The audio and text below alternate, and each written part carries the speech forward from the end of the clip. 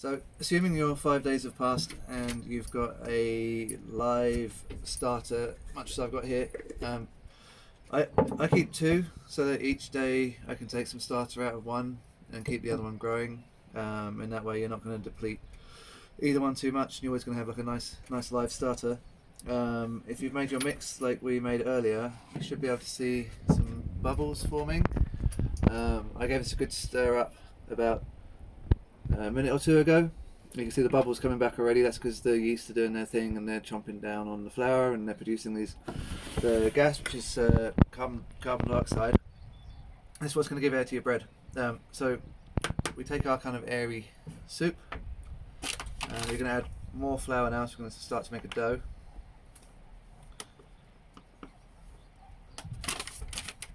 Just mix it in with a spoon at first.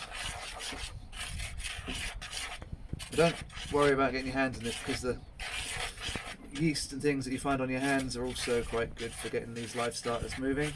It's all part of the trick. And so we're going to want to have a bread, and we're also going to want to have some pizza for dinner tomorrow. So I'm just going to take out a roughly pizza dough shaped amount, sized amount, and that's going to be a sourdough pizza base for tomorrow. This is going to be enough bread for me and Bella, who's holding the camera. And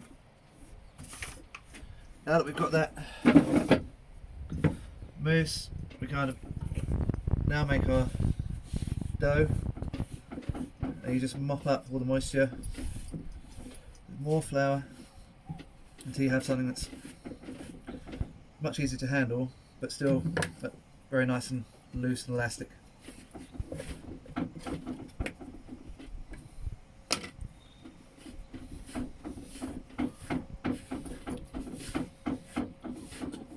So work that flour in, like so. And that, see, that's about as elastic as I want that to be. I don't want to dry it out any further. So let's put that in with the pizza dough tomorrow. And then you can work this as much as you want.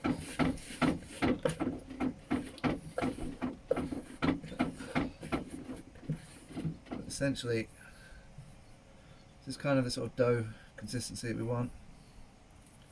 It's still nice and elastic, quite easy to move, a little bit sticky, and kind of a trick for when you know your dough is ready. It should pull the flour from your hands, so it's no longer sticking to your fingers, it's just sticking to itself. And that is a basic sourdough, and you can mix in olives, sun-dried tomatoes, spices or herbs, anything if you want to add a bit of flavour to it, but that's the base. So that will cover, and we'll leave that at room temperature overnight, and then by tomorrow that will be growing and doubling in size, and then we'll have our sourdough ready to be kneaded one more time before being baked. And this, very similar pizza dough, is just a lightly risen bread that you've stretched out, and we haven't used 00 flour particularly because we don't have much of it, and at this point we're just using what we've got at home. But that there as well,